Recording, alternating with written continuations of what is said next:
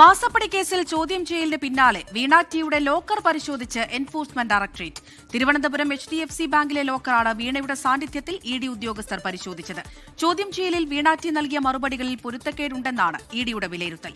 ഇപ്പോൾ ശേഖരിച്ച രേഖകൾ കൂടി പരിശോധിച്ച് വീണ്ടും ചോദ്യം ചെയ്യാനാണ് ED നീക്കം. ലോക്കർ തുറക്കുമ്പോൾ വിസ്മയമുണ്ടെങ്കിൽ അറിയാമല്ലോ എന്നായിരുന്നു പ്രതിപക്ഷ നേതാവ് പിണറായി വിജയന്റെ പ്രതികരണം.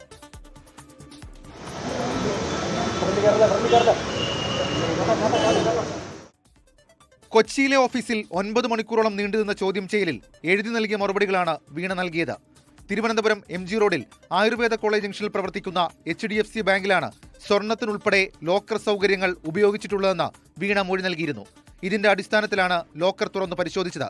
വീണ ടിയുടെ സാന്നിധ്യത്തിൽ രാവിലെ 11 മണിക്ക് ആരംഭിച്ച പരിശോധനാ നടപടികൾ 1 മണിവരെ നീണ്ടു.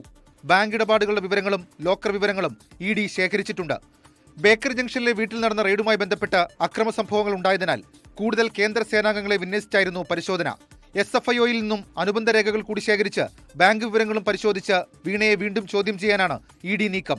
മുൻപേയുള്ള അന്വേഷണമാണെന്നും ലോക്കർ തുറക്കുമ്പോൾ വിസ്മയമുണ്ടെങ്കിൽ കാണാമല്ലോ എന്നുമായിരുന്നു പിണറായി വിജയന്റെ പ്രതികരണം. അല്ല, അവർ വീട്ടിൽ വന്നതല്ലേ, ആ വീട്ടിൽ വന്നപ്പോൾ അവിടെ ഒരു ബാങ്ക് ലോക്കർ ഉണ്ട്, ബാങ്ക് ലോക്കർ അവർക്ക് കാണണമായിരിക്കും. നിങ്ങൾ ക്യാമറയും കൊണ്ട് ചെന്ന് നോക്ക് എന്തെങ്കിലും കിട്ടുമെന്നുള്ളത്. ലോക്കർ തുറക്കുമ്പോൾ മഹാകാര്യങ്ങളുണ്ടോ എന്ന് നോക്കാമല്ലോ, വേണമെങ്കിൽ വിസ്മയം ഉണ്ടോ നോക്കാമല്ലോ, അവിടെ പോയി നോക്കി. CMRL കമ്പനിയുമായുള്ള സാമ്പത്തിക ഇടപാടുകളെക്കുറിച്ചുള്ള ചോദ്യങ്ങൾക്ക് SFIOയ്ക്ക് നൽകിയ സമാന മറുപടിയാണ് വീണ EDക്കും നൽകിയത്.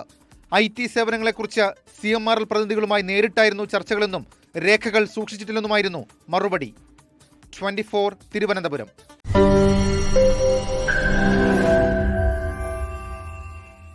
ലോകത്തെവിടെയായാലും ഏത് സമയത്തും 24 വാർത്തകളും ഓഗ്മെന്റഡ് റിയാലിറ്റി പാക്കേജുകളും എക്സ്പ്ലെയിനറുകളും വിശദമായി കാണാൻ ഞങ്ങളുടെ YouTube ചാനൽ നിങ്ങൾക്ക് സബ്സ്ക്രൈബ് ചെയ്യാം.